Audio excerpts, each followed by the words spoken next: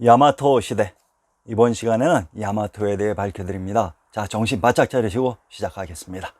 현재까지 중국, 일본으로부터 역사 조작의 공격만 받아오다가 공수를 바꿔 공격으로 전환하니 아마도 독자분들은 글을 읽느라 정신이 없을 것입니다. 야마토국의 위치 논쟁, 일본서기 원문의 내용 중에 야마타이국 논쟁, 역사 논쟁 중 이토록 장기간에 걸쳐 논쟁의 대상이 되어오면서 또 끝을 보지 못한 사례도 드물다. 야마타이국은 과연 어디에 있었는가? 이 문제가 오랜 기간에 걸쳐 해결을 보지 못하는 것은 야마타이국을 언급하고 있는 유일한 중국 역사서 위지웨인전에 일차적인 책임이 있다고 볼 수 있다. 즉, 대륙에서 야마타이국에 이르는 경로를 지극히 애매하게 기술하고 있기 때문이다 라고 했습니다. 참으로 한심하지요. 야마토가 자신들의 역사라고 하면서 어디에 있었는지 위치도 모르면서 위지웨인전의 책임을 전가하고 있습니다. 자, 그러면 조작된 자신들의 역사라고 하는 야마토가 우리의 지명 어디였는지 아리아넥스가 밝혀드리겠습니다. 현 일본어로 야마는 산을 발음하는 방식으로 야 혹은 야마입니다. 야마토의 토란, 토인 땅의 순수한 한글입니다. 야마토란 야마인 산토라는 순수한 한글입니다. 즉, 우리의 역사인 것입니다. 산토를 한자로 번역하면 산양이 됩니다. 이 지명을 밝혀봅시다. 전라도 화순, 경상도 산음, 전라도 보성은 산양의 군명에 중복되는 동일한 지역으로 오성이란 신시계천의 무대 1월 오악도의 무대 오로봉인 오산을 까마귀 오로 조작했던 것으로 이곳 산양이 바로 신시계천의 무대였던 것입니다. 경기도 화성에 오산의 지명이 있습니다. 오 땅에 있는 산이 오상이고 성이 오성이 됩니다. 지명은 항상 우리의 상식 안에 있습니다. 산양의 군명인 전라도 화순의 누정을 인용해 봅시다. 척서로 객관 북쪽에 있다고 했습니다. 경기도 기장의 누정을 인용해 봅시다. 척서로 객관의 동쪽에 있다고 했습니다. 전라도 화순과 경상도 기장에 동일한 척서루가 있었습니다. 즉, 이 두 지역은 동일한 지역으로 신증 동국 여지 승남을 이용할 때 전라도 화순에 자료가 부족하면 바로 경상도 기장을 이용하셔도 됩니다. 이것이 신증 동국 여지 승남을 밝혀낸 비밀이었습니다. 경상도 기장의 군명을 인용해 봅시다. 차성이라고 합니다. 수헌 도부의 속현으로 쌍부현과 용성현이 있었다고 합니다. 용성현은 본래 고구려의 상홀현 또는 차홀이라고 합니다. 신라에서 차성이라고 지어 당운군의 영현으로 삼았다고 합니다. 경상도 기장의 군명 차성을 용성이라고 합니다. 전라도 남원의 군명이 용성이라고 했습니다. 이곳에 계셨던 분이 바로 용왕님인 상제 부처님이신 천왕님이셨습니다. 이곳은 또한 탕구루의 터인 탕구투, 즉 역사 속 경주이기도 합니다. 위지웨인전, 일본서기 원문 내용 중에 위지웨인전에 239년 야마타이국의 여왕 히미코가 친위웨왕의 칭호를 받았다고 했다. 그러면 그 당시 역사의 정황을 살펴봅시다. 고평릉 쿠데타. 그 당시 왕부는 후한을 멸한 조비의 후손 조위의 시대로 사마시가 고평릉 쿠데타로 실권을 장악했던 것입니다. 자, 그러면 수도였던 낙양과 위지의 무대 위나라 지역이 우리의 지명 어느 곳이었는지 밝혀봅시다. 낙양, 서울에 있는 동대문이 역사 속 위치한 곳이 낙산으로, 낙양에 있는 산이 낙산으로, 서울의 동대문 넘어가 바로 역사 속의 낙양이었던 것입니다. 자, 그러면 우리의 지명 중에서 낙양을 찾아봅시다. 전라도 정읍과 평안도 이산의 군명이 초산으로, 초산이란 제후국 초나라가 있었던 곳의 지명입니다. 전라도 정읍의 누정을 인용해 봅시다. 전라도 정읍의 누정인 정자 이름을 낙성이라고 합니다. 바로 낙양에 있는 성이 낙성입니다. 경주에서 한사군 중 낙랑군, 문천 부의 남쪽 오리에 있다. 4등의 천하의 하루이다를 인용해 보겠습니다. 상기에 등장하는 지명이 동황과 낙읍으로, 동황이란 동경의 경주로, 경주의 문천 넘어가 바로 낙읍인 낙양이었던 것입니다. 자, 그러면 신증 동국 여지 승남에서 낙양의 지명을 찾아봅시다. 전라도 나간의 군명 낙천이 바로 낙양에 있는 하천으로 낙양과 관련됩니다. 그러면 전라도 나간군의 건치 연영을 인용해 봅시다. 전라도 나간이 나주에 소속되었다고 합니다. 그러면 나주의 군명을 인용해 봅시다. 금산 금성 진해라고 합니다. 비단 금자인 금산 금성은 금도인 촉의 지명으로 낙양이 촉과 아주 가까이 위치되어 있었기 때문에 나주에 소속되었던 것입니다. 전라도 나간의 형성을 인용해 봅시다. 전라도 나간에 등장하는 금오산이 바로 경주의 군명 금오입니다.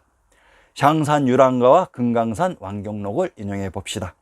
보아라, 묘향산을 백두산 금강산이라고 하며 그곳에 낙양성으로 뻗은 길이 있었다고 조작되지 않은 우리의 시조가 증언하고 있지 않습니까? 신시계천의 무대 묘향산 금강산에 가까운 곳에 역사 속에 낙양이 있었던 것입니다. 역사 속에 제후국 초나라가 있었던 곳에 낙양이 있었습니다. 신정동 국려지 수남은 참으로 신기하다고 했습니다. 위나라, 위지 외인전의 위나라란 위지역을 기반으로 후한을 장악했기 때문에 위나라가 됩니다. 위나라의 기반 지역을 살펴봅시다. 상기의 황제국 주나라의 제후국인 위나라가 관련되는 지명 중 서하, 안읍, 대량의 지명을 살펴봅시다. 상기는 증산과 서하의 군명이 중복되는 동일한 지역으로 황해도 풍천의 군명 안주는 위나라의 수도 안읍과 동일한 지명의 다른 표기 방식이었습니다. 함경도 단천의 군명 복주는 경상도 안동의 군명으로 촉이라고 했습니다. 함경도 단천은 또한 조선 태조 이성계의 봉지였던 곳입니다. 안읍, 위나라의 수도 안읍과 안주는 동일한 지명을 다르게 표시하는 방식입니다. 평안도 안주와 충청도 천안은 영주의 군명이 중복되는 동일한 지명으로 안주에 있었던 성이 발간시성이 안시성으로 이것이 환성이었던 것입니다. 평안도 안주의 불호를 인용해보자 천왕사 성안에 있다고 했습니다. 평안도 안주의 성안에 천왕님이 계셨던 천왕서가 있었던 곳으로 위나라란 신시계천의 무대 천부가 있었던 위세 상국이라는 의미입니다. 대량은 카이펑인 개봉이라고 했습니다. 이곳은 신시계천의 무대 고고죽국입니다. 위지 외인전에 239년 야마타이 국의 여왕 히미코가 친유외왕의 칭호를 받았다고 했습니다. 신시계천의 무대 천왕님이 계셨던 경주의 월성에 있었던 야마토국이 조위의 황제로부터 경주의 제호로 칭호를 받은 것을 경주의 군명 월을 외로 조작해서 현재의 일본으로 지명 이입시켰던 것입니다. 불교 사찰, 일본서기 원문의 내용 중에 인도에서 발생한 불교는 67년 중국 후한으로 그 후 384년에 백제에 전래되었고 6세기 중엽 백제 송명왕을 통해 일본에 전래되었다. 당시는 킨메이 천황 시대였다. 공식적인 전래 연도는 538년설과 552년설이 있으나 현재는 538년설이 유력하다. 아스카 문화는 7세기 전반에 개화한 일본 최초의 불교 문화이다. 특히 야쿠시사 동탑의 균형미는 말로 표현하기 어렵다. 8세기 중반에 덴뼈 문화로 거대한 도다이사 대불이 그 상징이다. 고인 조관 문화의 대표적 작품이 진고사, 약사 열애상, 갱교사, 약사 열애상이다 라고 했습니다. 상기에 등장하는 사찰 중 약사사, 동대사, 신호사, 원흥사의 비밀을 밝혀봅시다. 약사사와 약사함은 동일한 사찰입니다. 평안도 삭주의 부루와 산천을 인용해 봅시다. 연평과 연안은 동일한 지명을 다르게 표시하는 방식으로 삭주에 약사함이 있었다고 합니다. 황해도 연안의 군명을 인용해 봅시다. 약사함이 있었던 연안이란 황제국 은나라를 이은 제후국 연나라가 있었던 곳으로 황해도 연안의 군명 양원이란 볕이 드는 밝은 땅인 박터입니다. 즉 부도입니다. 약사의 열애벌이 있었던 곳에 있었던 건물이 약사원입니다. 강원도 춘천의 여건을 인용해 봅시다. 약사원이 춘천의 근처에 있었다고 합니다. 그러면 강원도 춘천의 군명을 인용해 봅시다. 강원도 춘천의 군명 안양이란 안주와 동일한 지명으로 평안도 안주의 성안에 천왕님이 계셨던 천왕사가 있었다고 했습니다. 이곳에 가까운 곳에 약사원이 있었습니다. 동대사란 동대라는 지역에 있는 사찰인 것은 지리의 기본 상식입니다. 경상도 울산의 산천을 인용해 봅시다.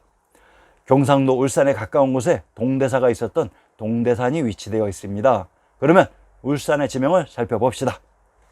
경상도 울산의 화성과 창녕의 화왕은 화성에 있는 왕이 화왕인 동일한 지명으로 하란, 하나라가 건국된 샤카의 땅으로 결국 촉이었던 곳으로 촉에 가까운 곳에 동대사가 있었습니다. 경상도 울산의 불호를 인용해 봅시다. 백년암, 동대산 서쪽에 있다고 했습니다. 백년암에 있는 사찰이 백년사입니다. 이곳의 정체를 밝혀봅시다. 전라도 강진을 인용합니다. 전라도 강진의 백년사가 천부가 있었던 부처의 궁전으로 동대사가 신시계천의 무대 천부가 있었던 곳에 가까이 위치되어 있었습니다. 신호사, 평안도 평양의 부루와 산천을 인용해 봅시다. 신호사가 평안도 평양에 가까운 곳에 있었던 곳으로 평양의 대동강 넘어가 신시계천의 무대 안동인 능라라고 합니다. 천천히 밝혀드리겠습니다. 원흥사, 원흥이라는 지역에 있는 사찰이 원흥사입니다.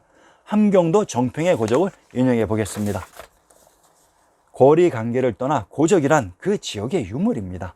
함경도 정평에 가까운 곳에 원흥사가 있었던 원흥이라는 지명이 있었습니다. 자, 그러면 함경도 정평의 군명을 인용해 봅시다. 전라도 장흥, 함경도 정평, 평안도 정주는 정주의 군명이 중복되는 동일한 지명으로 정주의 군명 귀주는 김수로왕의 무대 귀성을 포함하는 지역이었던 것입니다. 함경도 정평의 분명 중산이란 이곳이 중국으로 신시계천의 무대 천부가 있었던 곳을 천하의 중심인 중국이라고 불렀습니다. 상기의 현 일본 역사에 등장하는 지명과 사찰이 모두 신시계천의 무대 천부가 있었던 경도인 서울에 있었습니다. 자, 어떠십니까? 다음 회에서는 쇼토쿠 태자와 다이카 개신에 대해 밝혀드릴 것입니다. 많은 관심과 구독 부탁드립니다. 감사합니다.